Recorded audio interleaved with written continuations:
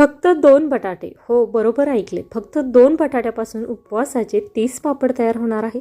त्याचबरोबर पापड तळल्यानंतर सुद्धा जराही थेंबर सुद्धा तेल हाताला लागणार नाही.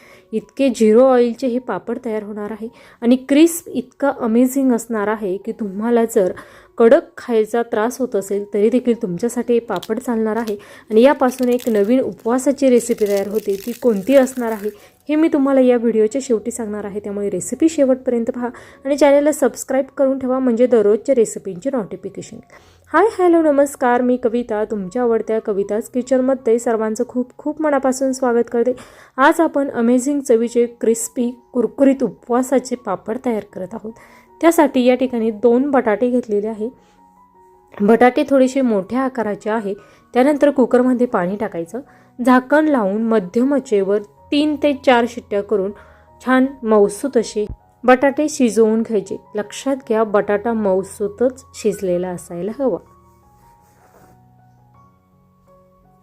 हे पहा, 3 ते 4 शिट्ट्या करून छान असे हे मऊसूत बटाटे शिजवून झालेले आहे. लगेचच आपण ते एका परातीमध्ये काढून घेणार आहोत. आता याची जी वरील साल आहे ती सर्व आपल्याला काढून घ्यायची आणि व्यवस्थित असे हे बटाटे आपल्याला किसणीच्या सहाय्याने किसून घ्यायची. हे पहा, अतिशय छान अशी लहान अद्रक किसण्याची जी किसणी आहे त्या किसणीच्या सहाय्यानेच मी हे बटाटे छान असे किसून घेणार आहे, जेणेकरून आपले पापड हे एकसारखे तयार होतील. जेणेकरून बटाटा एकसारखा मॅश झालेला असल्यामुळे पापड करणं सोपं जातं. चवीनुसार यामध्ये 1 चमचा लाल मिरची पावडर, या चमच्याच्या मापाने 1 चमचा मीठ टाकलेलं आहे.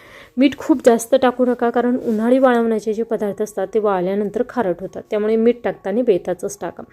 हा जो चमचा घेतलेला होता त्या चमच्याच्या मापाने 1 चमचा लाल मिरची पावडर आणि 1 चमच्याला थोडीशी कमी, पूर्ण भरून घेतलेला नव्हता एवढं मीठ टाकलेलं आहे. आणि अशा पद्धतीने छान असं हे पीठ मळून घ्यायचं. आता तुमच्याकडे जो उपवासाला कोथिंबीर, जिरं चालत असेल तर तुम्ही ते ॲड करू शकता. अशा पद्धतीने एक प्लास्टिकचा कागद घ्यायचा, त्यावर थोडंसं तेल टाकायचं. तर तेल किंवा साजूक तूप टाकू शकता, मी शेंगदाणा तेल टाकलेलं आहे. अशा पद्धतीने अगदी छान डिशच्या सहाय्याने हे पापड आपल्याला तयार करून घ्यायचे. हे पहा, तुमच्याकडे पापड करण्याचे यंत्र नसेल तरीही काहीही हरकत नाही, अगदी झटपट असे हे पापड तयार करता येतात. तुम्ही पाहू शकता. किंवा अशा पद्धतीने तुम्ही हे कागदावर ठेवल्यानंतर तुम्ही ते लाटण्याच्या सहाय्याने देखील लाटून घेऊ शकता. अशाच पद्धतीने आपण सर्व पापड तयार करून घेणार आहोत आणि छान असे उन्हामध्ये हे पापड एका दिवसातच वाळून तयार होतात. अगदी खूप पातळ असे लाटायचे म्हणजे ते पटकन असे सुकले जातात. आणि हे पहा, अशा पद्धतीने हा पापड तुम्ही कागदावर ठेवल्यानंतर हाताने देखील पसरवू शकता. अगदी 2 ते 3